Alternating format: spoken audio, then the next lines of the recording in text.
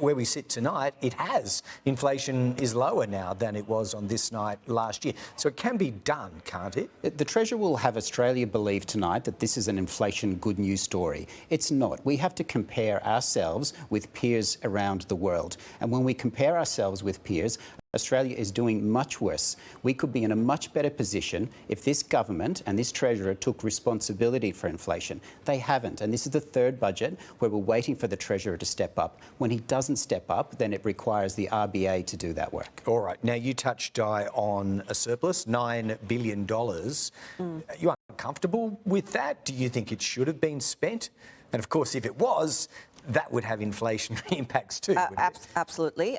Look, I'm not the Treasurer, but what I know is that with that kind of surplus, could the government have done more to ease the cost of living pressures? Now, the Prime Minister spoke about in the House today about that the wholesale electricity price have gone down, which it has. However, people are still seeing an increase in electricity prices in their bills. So what will the government do to ensure that that can be managed and that families, especially in low-income areas like Fowler and Western Sydney, people, winter's coming up, they're going to put the heater up, and all people would just go without heating because of the fact that it's going to cost them too much. So from my perspective, of course, you know, we don't know what's in the devils and in the details of the budget. Yeah. I want to see what is in there that the government will have allocated, especially for Western Sydney communities. It's certainly clear, isn't it, Keith Wallahan, that after this year, things get a whole lot tougher for whoever is handing down budgets or in government. Deeper deficits for each and every year over the next 4 after the current financial year. What sort of conversation does that invite, particularly on the tax front, if we're looking at structural deficits baked in? How do you correct them? Well, let's talk about what we mean by structural guardrails. And Peter Costello, when he delivered those series of budget surpluses, didn't just look for the fiscal year in front of him. He looked for generations down the track. When we look at the intergenerational report, there's a key graph that's, I think it's on page 144. I urge your viewers to go and look at it.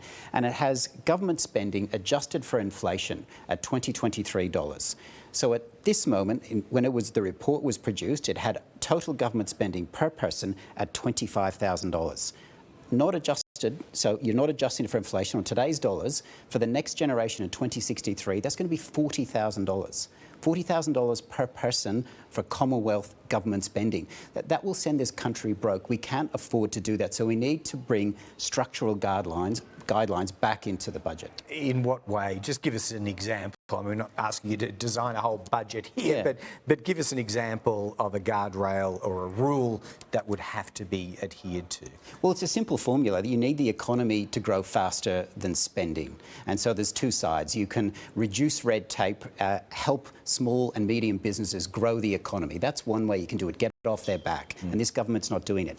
The other way is to rein in spending. And the intergenerational report notes 5 key areas. There's the 3 areas of the care economy: health, aged care and NDIS. There's also defence, which we have to spend in this coming decades, and then the interest on debt, which is just ballooning. So we have to bring the deficit under control. All right.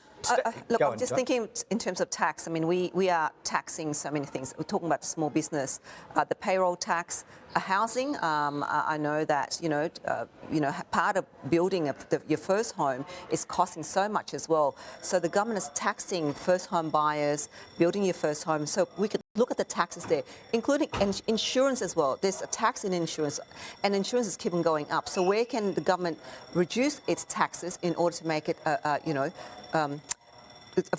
affordable for people? Sure. I will just note here that the bells are ringing. The clocks around the Parliament are flashing green, which does indicate a division happening in the chamber that Keith and Di are in. That's the House of Reps. What I'm not sure about is whether it's one that requires your attendance. You might seek some advice on that from people standing nearby. No. Just not sure whether you need to scamper or not. Certainly have a few more questions I'd like to put to you.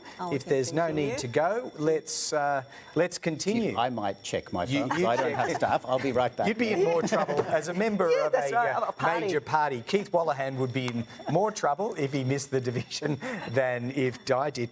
Di, I don't know about you, but switching on free-to-air television of late, I've seen a real flurry of television advertisements for the Stage 3 tax cuts, which come to us automatically on the 1st of July. There's nothing we need to do or register for. I think the budget for it is $40 million. Appropriately spent? Look, we are going through tough times at the moment, especially, you know, those that are on a lower income. And I think that it will give some reprieve for those people, for those families and for those working in Australia. So I did call for, you know, a revise of the Stage 3 tax cuts when I first got elected. So I am, you know, kind of comfortable that the government has made that decision. Again, there's the details to see how much of that will flow on to the people that needs it most. Well, as we say to all our guests on the program on this difficult day pre-budget, it's hard to navigate your way between what you know and what you wish for and what you expect might be announced by the Treasurer.